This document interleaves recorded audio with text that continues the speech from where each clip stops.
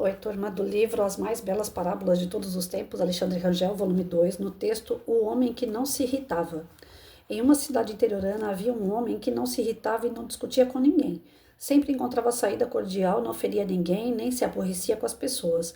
Morava em modesta pensão, onde era admirado e querido. Para testá-lo um dia, seus companheiros combinaram levá-lo à irritação e à discussão numa determinada noite em que o levariam a um jantar. Trataram todos os detalhes com a garçonete que seria responsável por atender a mesa reservada para a ocasião. Assim que iniciou o jantar, como entrada, foi servida uma saborosa sopa, da qual o homem gostava muito. A garçonete chegou próximo a ele, pela esquerda, e ele prontamente levou seu prato para aquele lado, a fim de facilitar a tarefa de servir. Mas ela serviu todos os demais, e quando chegou a vez dele, foi para outra mesa. Ele esperou calmamente e em silêncio que ela voltasse. Quando ela se aproximou outra vez, agora pela direita, para recolher o prato, ele levou outra vez seu prato na direção da jovem, que novamente se distanciou, ignorando-o.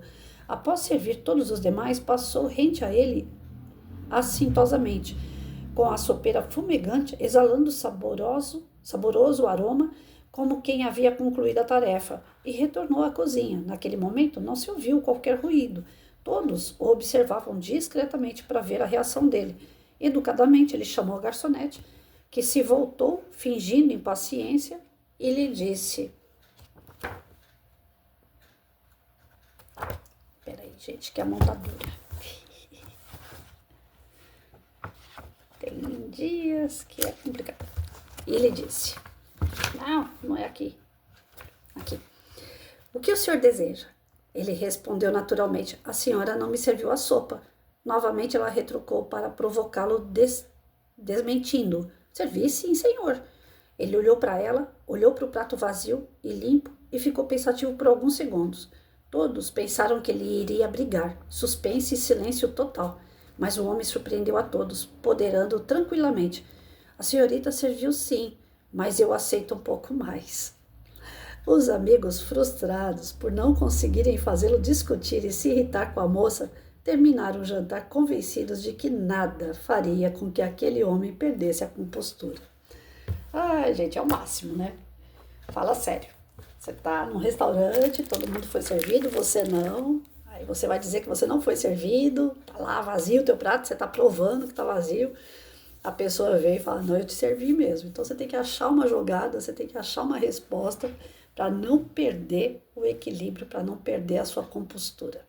E ele deu uma lição e tanto para nós, né? Muitas das vezes a gente já quer gritar logo os nossos direitos, a gente já quer esbravejar, a gente já quer mostrar que está correto, o nosso orgulho é grande, a gente não permite ser contrariado. Então, assim, para nós serve como uma grande, grande, grande, grande lição. Que a gente tenha paciência, que a gente tenha tolerância. É fácil? Não é, não. E é justamente esses valores que conservam a nossa vida, a nossa sensatez, a nossa obediência a Deus, a nossa conduta reta, a nossa moral. Porque quando alguém quer tirar a gente do sério, eu acabei de fazer essa leitura para os meus amigos através do Minutos de Sabedoria no WhatsApp. Quando alguém quer tirar a gente do sério, geralmente ele está desequilibrado. E quando a pessoa está desequilibrada, isso dói dentro dela. E quando dói dentro dela, ela quer dividir essa dor, ela quer compensar a dor dela no outro. Ela não fica feliz de ver o outro feliz. Se ela está descompensada, se ela está desequilibrada, ela quer ver o outro desequilibrado também. É como se isso estivesse dividindo a dor que ela sente, diminuindo a dor dela. É uma pessoa doente. E às vezes a gente dá a faca e o queijo para a pessoa. Né? A gente está vendo que a pessoa não está bem, que a pessoa está querendo comprar uma guerra com a gente, e é pelo nosso orgulho, né? Aquela coisa assim, ninguém fala coisa que eu não quero ouvir, porque se falar eu dou na mesma moeda. A gente entra no embalo do outro que é desequilibrado, a gente se desequilibra também. Então a ideia qual é? Diante das circunstâncias que vêm nos testar, paciência, tolerância, né? Eu fui pro hospital o ano passado, acho que foi o ano passado com meu irmão, ou no começo desse ano, não me lembro bem. E lá no hospital, geralmente é um lugar onde só tem queixa. Já começa as queixas de dor das pessoas, a queixa do atendimento, aquela coisa toda. É um lugar de queixa, né? E para começo, eu e meu irmão com poliomielite, a gente não aguenta sentar em cadeira baixa. Se a gente sentar numa cadeira baixa, a gente tem problema para levantar, porque a gente não tem força na batata da perna para levantar. Se não tiver um apoio, algo que esteja acima, para a gente poder puxar o corpo e levantar, né? Então, só firmar embaixo assim e levantar a gente não consegue, a gente precisa de algo para puxar. E como não tem, então a gente fez o quê? Nenhum dos dois sentou. Falei assim, ó, atendimento geralmente é coisa de 1 hora, né? Mas para nossa surpresa, aquele atendimento daquele dia foi coisa de 5 horas de espera. Eu tinha que passar por um exame, no exame eu tinha que pegar o exame e levar para o médico. Então foi coisa de 5 horas dentro do hospital. 5 horas a gente em pé. Deu que bateu o horário do almoço, a gente não almoçou, a gente já estava morrendo de fome, em pé, cheio de gente e as pessoas tudo impaciente, tudo reclamando, tudo falando que fulano passou na frente, que fulano chegou depois e foi atendido, e que estava ali há muito tempo, e que estava com dor, e que estava com fome. Chegou um dado momento que eu não aguentei mais ficar ouvindo reclamação. A nossa paciência vai, né? Aí eu falei assim, das duas uma, eu tenho duas escolhas. Ou eu estouro também e começo a desabafar para ver se isso melhora a minha dor, que é o que acontece geralmente, né? A gente começa a falar como se aquilo fosse diminuir a nossa dor. Ou eu vou pregar palavras de incentivo, palavras positivas. É complicado num ambiente hostil você jogar palavras que são boas, né? Mas aí até meu irmão olhou pra minha cara do tipo assim, meu, nem tô acreditando que você fez isso. Eu comecei a falar assim, vai ver que o médico atrasou, porque ele também precisa almoçar, ele passa aqui o dia inteiro, né? Vai ver que a enfermeira não te atendeu de acordo, porque ela tá nervosa, o dia inteiro atendendo pessoas difíceis. Aí comecei a jogar aquela sementinha em volta das pessoas. Eu estava com dor nas pernas, inchada de ficar em pé tanto tempo.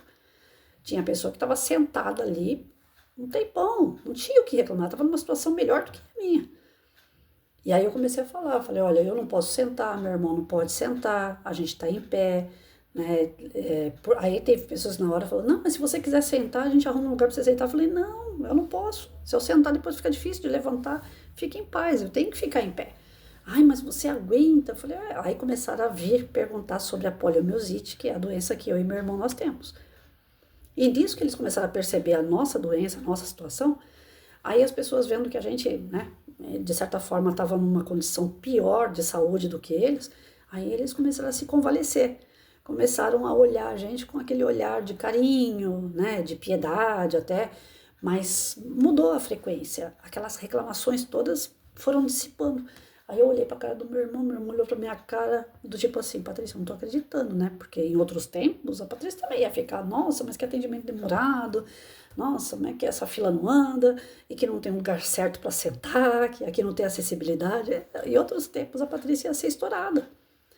E a Patrícia estourada deu isso aqui, deu poliomielite.